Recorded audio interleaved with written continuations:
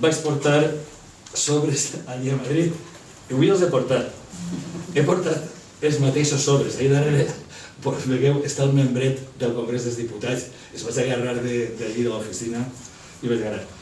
Són els 3 sobres que porto avui per a vosaltres. Evidentment, demaneu-me el que vulgueu menys diners. Tinc de tot menys diners. Són sobres en els quals jo l'altre dia vaig ficar que hi havia paraules d'indignació.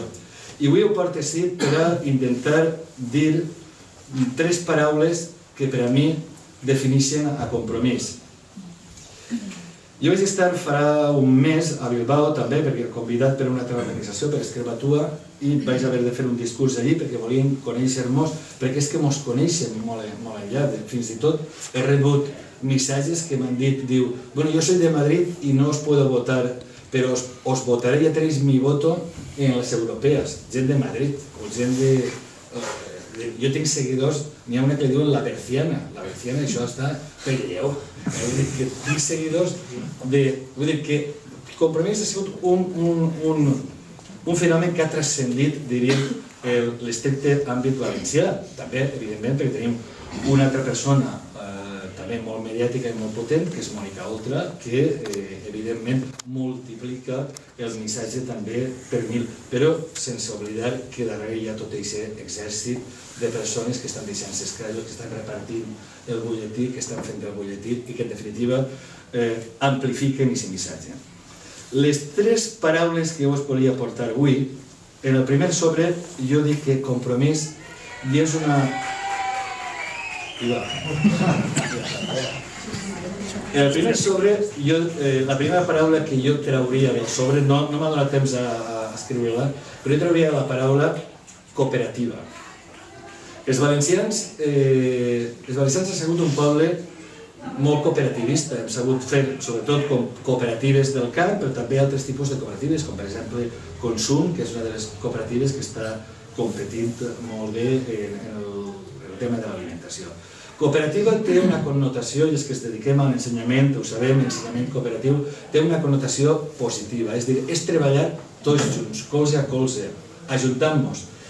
I per això jo dic que Compromís és una cooperativa on ens hem ajuntat gent que venim de llocs diversos, del bloc, d'iniciativa, gent que no ha militat mai en cap altre lloc i que s'han sumat al projecte i que som capaços de cooperar, de col·laborar, de fer allò que la gent ens està demanant a vegades als polítics que tenim tan mala fama. A mi a vegades em dona, jo què sé, cosa dir que soc diputat o soc polític, i estic molt orgullós de ser-ho.